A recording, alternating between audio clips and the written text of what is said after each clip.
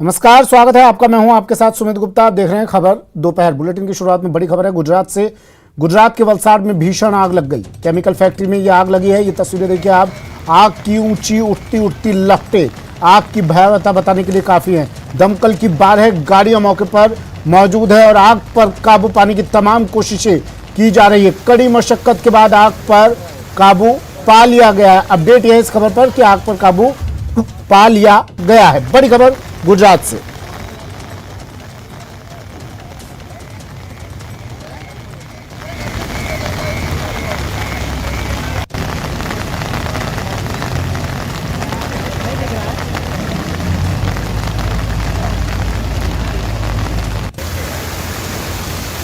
तस्वीरें देखिए, तस्वीरें गुजरात से हैं। गुजरात के वलसाड इलाके से है जहां एक केमिकल फैक्ट्री स्थित है और इस फैक्ट्री में हालांकि आग किन कारणों से लगी यह भी साफ नहीं हो पाया है। इस फैक्ट्री में भीषण आग लगी और लाखों का नुकसान होने का अंदेशा भी जताया जा रहा है। 12 गाड़ियां दमकल के मौके पर पहुंची और इस आग पर काबू पाया गया। हालांकि राहत की खबर यह है कि किसी तरह की कोई जनहानि इस हादसे में नहीं हुई। बड़ी खबर, तस्वीरें गुजरात से।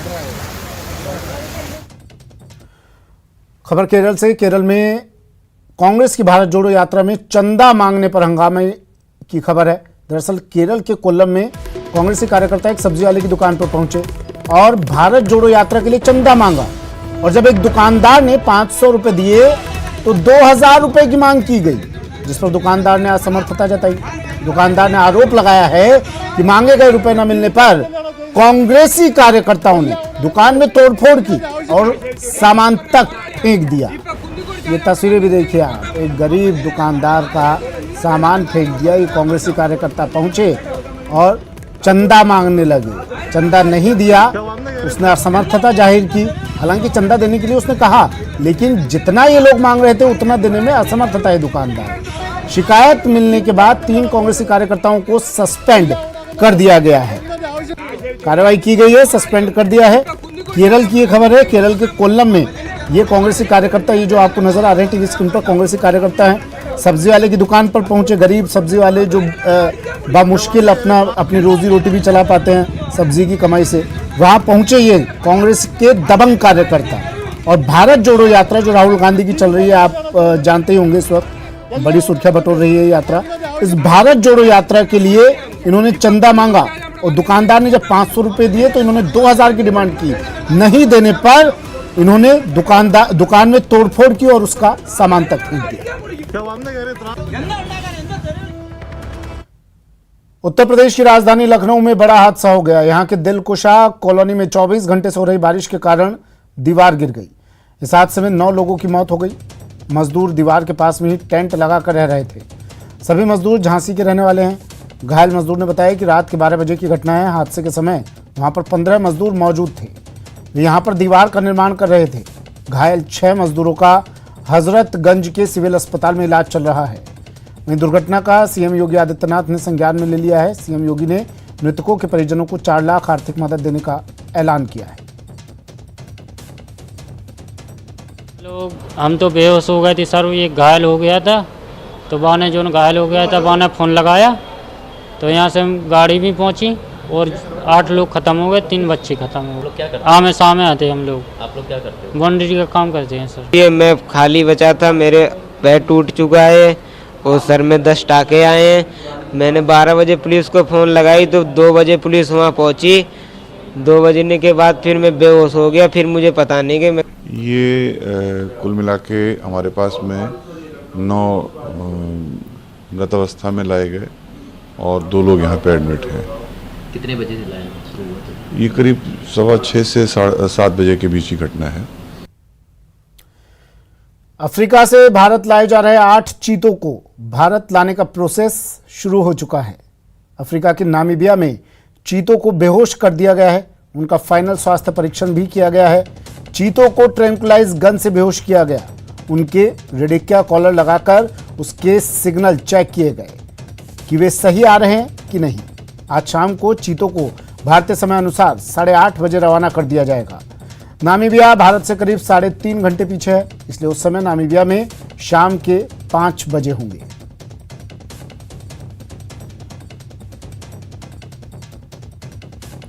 17 सितंबर यानी कल भारत की धरती पर करीब 7 दशक बाद चीते दिखने वाले हैं।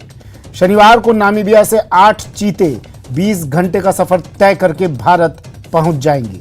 इन्हें विशेष विमान के जरिए पहले जयपुर, फिर यहां से मध्य प्रदेश के श्योपुर में स्थित कूनो नेशनल पार्क में हेलीकॉप्टर से लाया जाएगा। चीतों को 1952 में भारत से विलुप्त घोषित कर दिया गया था।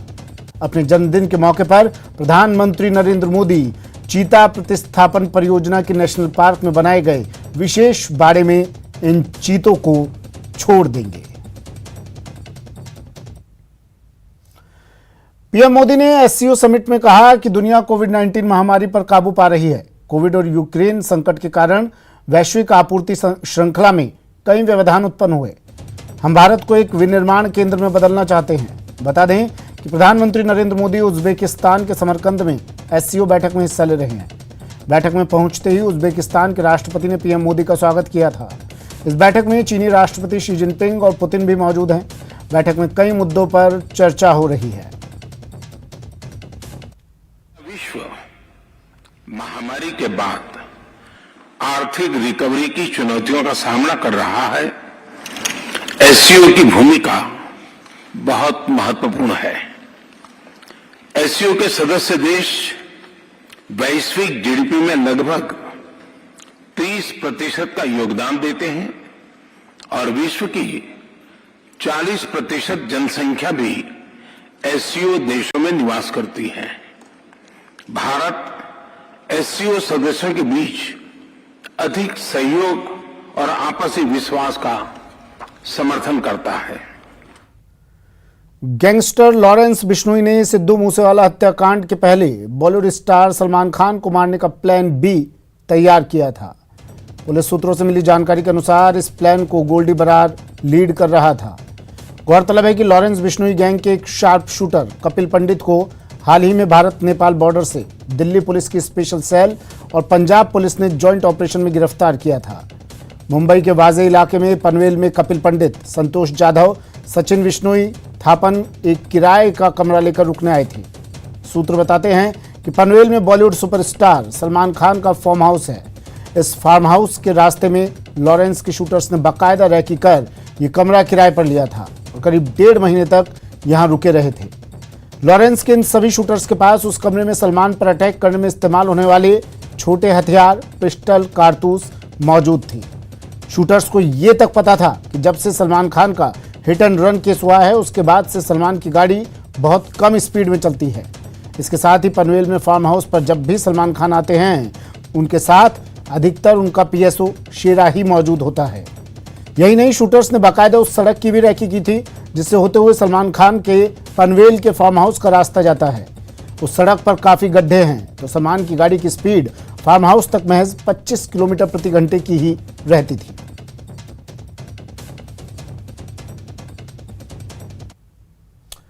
दिल्ली में मंकीपॉक्स का एक और केस मिला है। राजधानी में नाइजीरिया की एक महिला संक्रमित पाई गई है।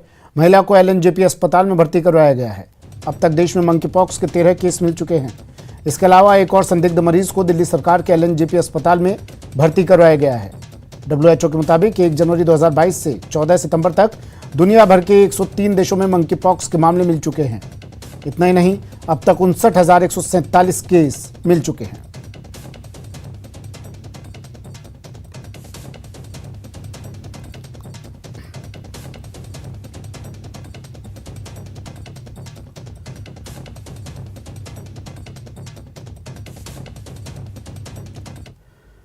असम के कामरूप जिले में पारंपरिक बोटिंग रेस का आयोजन किया जाता है। जब नाविक अपनी नावों को दर्शकों द्वारा गाए जा रहे लोकगीत की गति से तेज गति से चलाते हैं।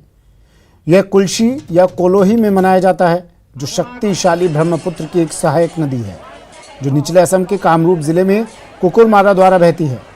असम के नगरबेरा इलाके में आयोजित नौका दौड़ की तस्वीरों में साफ देखा जा सकता है कि किस तरह से नाविक एक दूसरे से आगे बढ़ने की होड़ में लगे हैं।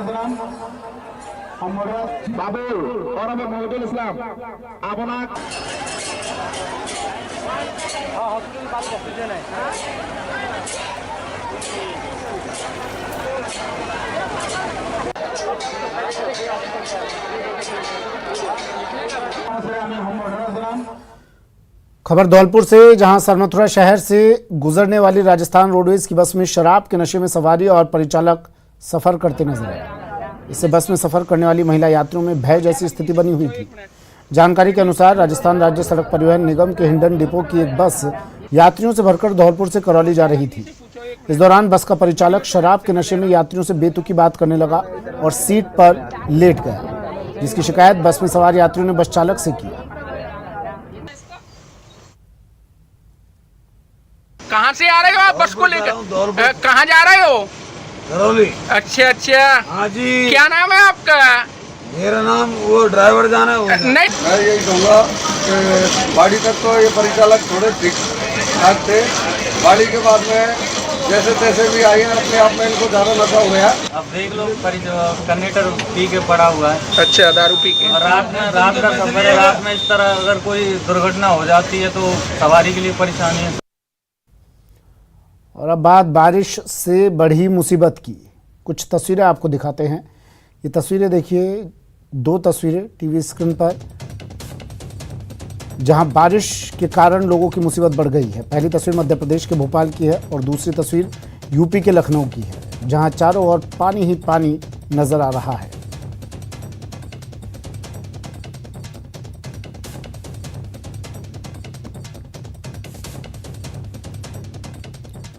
प्रदेश में 3 दिन से हो रही भारी बारिश ने हालात बिगाड़ दिए हैं। भोपाल में गुरुवार रात से आज सुबह तक तेज बारिश होती रही। उज्जैन में 24 घंटे से लगातार हो रही बारिश की वजह से शिप्रा नदी उफान पर है। वहीं मौसम विभाग ने ग्वालियर, सागर संभागों सहित 4 जिलों में येलो अलर्ट जारी किया है।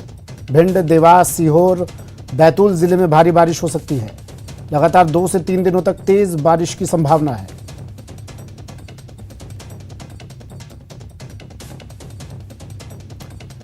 राजधानी लखनऊ में एक दिन के अंदर रिकॉर्ड बारिश ने तबाही मचा दी। लोगों का कहना है कि हाल फिलहाल इतनी जबरदस्त बारिश नहीं हुई थी। राजधानी के ज्यादातर इलाकों में बिजली गुल हो गई है। तड़के 3 बजे से कमिश्नर और नगर आयुक्त हालात का जायजा लेने के लिए निकले हुए हैं। स्थिति को देखते हुए कमिश्नर डॉक्टर रोशन जैकब ने जिले के सभी सरकारी, गैर सरकारी और मान्यता प्राप्त निजी स्कूलों को बंद रखने का आदेश दिया। अब बात बारा की, जहां 2 दिनों से हो रही बारिश से नदी नाले एक बार फिर से उफान पर हैं। समरानिया क्षेत्र में बारिश के चलते यहां से गुजर रही बरसाती नदियों में अच्छी पानी की आवक हुई है। कस्बे की दोनों बड़ी नदियों में पुलियाओं पर 2-2 फीट से अधिक पानी की चादर चल रही है, लेकिन लोग जान जोखिम में डालकर बहाव के बीच पुलिया पार कर रहे हैं। कई बार लोगों की इन पुलियाओं में बहने से मौत तक हो चुकी है। आए दिन हादसे होते रहते हैं।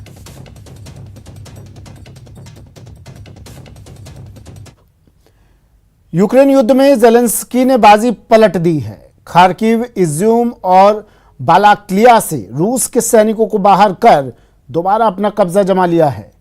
यूक्रेन के वो इलाके हैं जिसे पुतिन की सेना हर हाल में अपने हाथ में रखना चाहती थी, लेकिन ज़ेलेंस्की का वाइट सीक्रेट प्लान ने सारा खेल बिगाड़ दिया।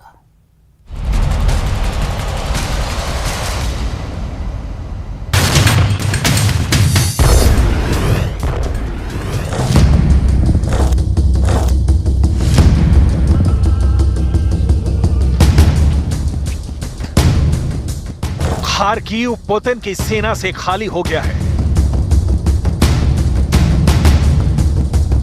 इजियम पर फिर हुआ यूक्रेन का कब्जा। बालाक्लिया से भी रूस की सेना पीछे हटी।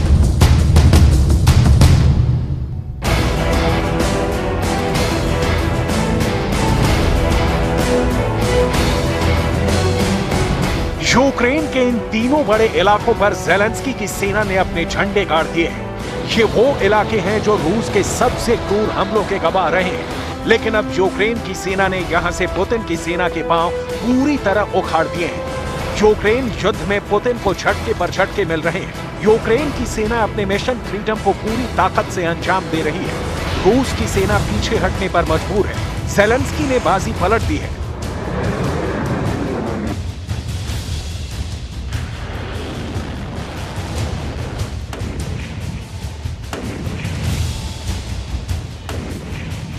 Повернувся з Харківщини, з нашої Харківщини, з районів, які були звільнені. На сьогодні майже вся область деокупована. Це був безпрецедентний рух наших воїнів Українцям знову вдалося зробити те, що багато хто вважав неможливим. Тільки за першу добу активних дій наші війська просунулись вперед на 19 кілометрів. За 5 днів з боями пройшли 110 кілометрів. Загалом деокуповано майже 400 населених пунктів.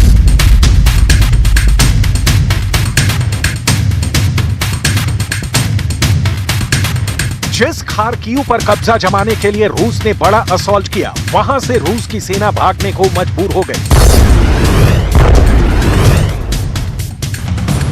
खार्किव के 8500 वर्ग किलोमीटर इलाके पर दोबारा यूक्रेन का कब्जा हो गया है। खार्किव के 400 बस्तियों पर दोबारा यूक्रेन का झंडा लग गया है।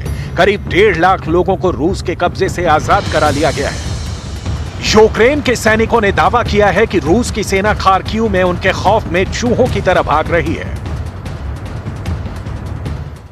Своїх людей був навіть один друг, якого поранили, вони його застрелили, щоб просто вбігти.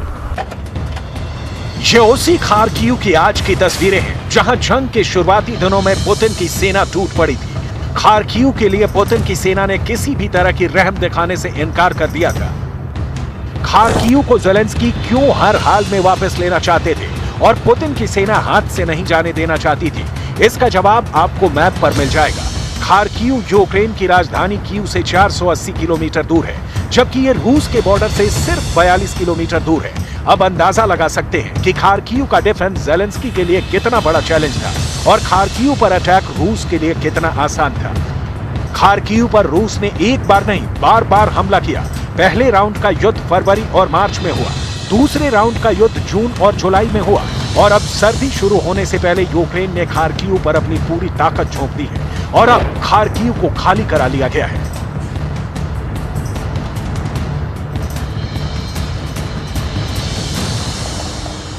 Відновити те саме, що тут.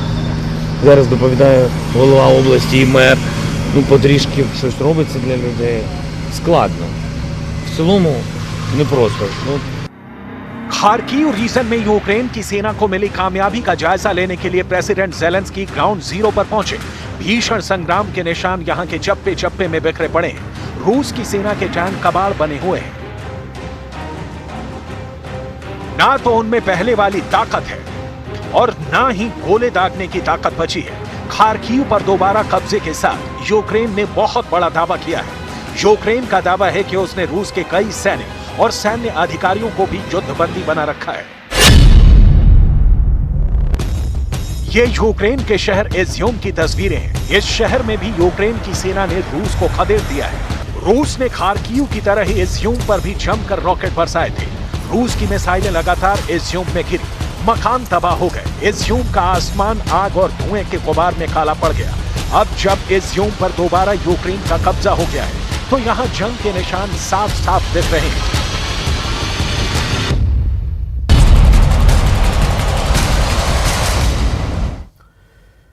कटिहार में नरेंद्र मोदी के आत्मनिर्भरता के पाठ से प्रेरित होकर उनके एक फैन ने इलाके के मखाना की प्रोसेसिंग और पैकेजिंग कर ब्रांड मोदी मखाना नाम से बिजनेस की शुरुआत की है। इस मखाने को देश के बाजारों में ही नहीं बल्कि विदेश के बाजारों तक भी पहुंचा रहे हैं। नरेंद्र मोदी के फैन गुलफराज कोढ़ा ने इलाके में मखाना प्रोसेसिंग और पैकेजिंग का ऑटोमेटिक प्लांट लगाकर कई लोगों को रोजगार दिया है।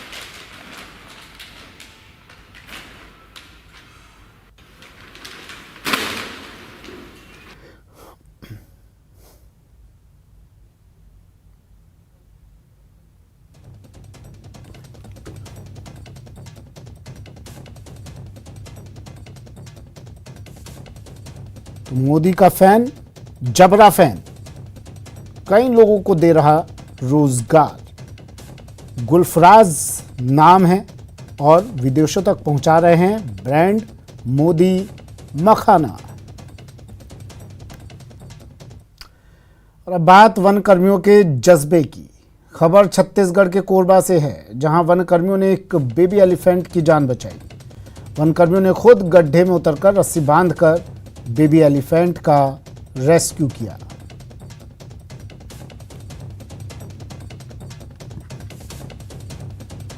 पानी से भरे गड्ढे में गिर गया था बेबी एलिफेंट। नेशनल हाईवे 130 में पुल के पास बेबी एलिफेंट गिरा था, लेकिन वन कर्मियों को जैसे इसकी सूचना मिली, वन कर्मी यहाँ पहुँचे, क्रेन लेकर पहुँचे।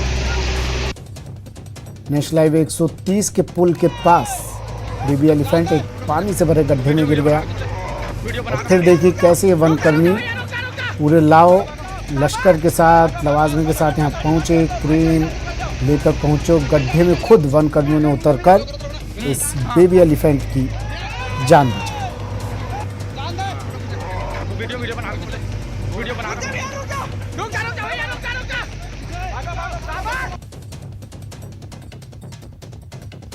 ये 3 तस्वीरें टीवी स्क्रीन पर देखिए। बेबी एलिफेंट फंसा हुआ है, वनकर्मी पहुंचे, क्रेन लेकर पहुंचे और फिर कड़ी मशक्कत के बाद इस एलिफेंट को, बेबी एलिफेंट को बाहर निकाला गया, इसकी जान बचाई गई। ये 3 तस्वीरें देखिए, रेस्क्यू ऑपरेशन की तस्वीरें। जिस वक्त ये रात के अंधेरे में रेस्क्यू किया गया, गड्ढे में बेबी एलिफेंट गिर गया था। वन कर्मियों के जज्बे को अब हर कोई सलाम कर रहा है। इसके बाद जूनियर जंबो को जंगल में छोड़ दिया गया। 3 तस्वीरें।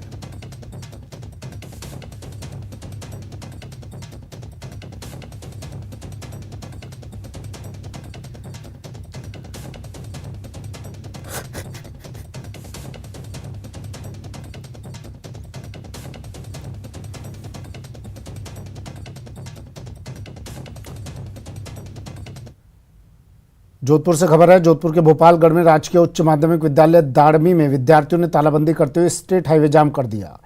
इस दौरान उनके परिजन भी मौजूद रहे। पिछले लंबे समय से शिक्षकों के रिक्त पदों को लेकर पढ़ाई चौपट होने के कारण विद्यार्थियों में आक्रोश है। मामले की जानकारी मिलने पर सरपंच भी मौके पर पहुंची। वहीं सरपंच ने उपखंड अधिकारी और शिक्षा विभाग के अधिकारियों को भी जानकारी दी। CBEO भी मौके पर पहुंचे। अध्यापक की कमी है, इसलिए सरकार से निवेदन है कि हमारे अध्यापक की पूर्ति कीजिए। हमारे विद्यालय में प्रिंसिपल साहब नहीं है और व्याख्याता इतिहास के टीचर नहीं है, व्याख्याता हिंदी साहित्य के टीचर नहीं है, वरिष्ठ अध्यापक गणित के टीचर नहीं है, वरिष्ठ अध्यापक अंग्रेजी के टीचर नहीं है, वरिष्ठ अध्यापक हिंदी के टीचर नहीं है, अध्यापक 1-2 अंग्रेजी के टीचर नहीं है। राजधानी जयपुर के करधनी इलाके में पुलिसकर्मी बनकर घरों में वारदात के इरादे से घुसने वाले बदमाशों का आतंक जारी है। गुरुवार सुबह 5 बजे फिर से 4 बदमाश कालवाड़ रोड पर मंगलम सिटी में पहुंच गए। वहां H ब्लॉक में बने शुभम रेजिडेंसी अपार्टमेंट में 2 फ्लैट में घुसने का प्रयास किया। इनमें एक बदमाश ने पुलिस की वर्दी पहन रखी थी। स्थानीय महिला नीतू के मुताबिक उनके फ्लैट पर आए बदमाश ने खुद को पुलिसकर्मी बताया। वहीं 13 सितंबर को मंगलम सिटी में ही शीतल अपार्टमेंट में रहने वाले गारमेंट कारोबारी भंवर सिंह नरूका के फ्लैट में 4 बदमाशों ने खुद को पुलिसकर्मी बताकर लूटपाट की कोशिश की थी। अभी भी पुलिस CCTV फुटेज में नजर आए बदमाशों को गिरफ्तार नहीं कर सकी है। बेल बजाई थी उन्होंने, जैसे गेट ओपन किया तो फिर मेरे बेटे ने गेट खोला था तो उसने बोला कि बोलिए, तो उसने बोला कि मैं राम सिंह और श्याम सिंह है ऊपर रहते हैं। तो बोला, उसने मना कर दिया, बोला कोई नहीं रहता ऊपर। तो बोला कि मेरे को छाछ देनी है ऊपर। फिर थोड़ी देर बाद बोलता है कि ऊपर टावर वगैरह ठीक करने के लिए आया हूँ, कोई भंवर सिंह जी ने भेजा है मेरे को। तो मेरे बेटे ने मना कर दिया, बोला ऐसा कोई नहीं रहता ऊपर।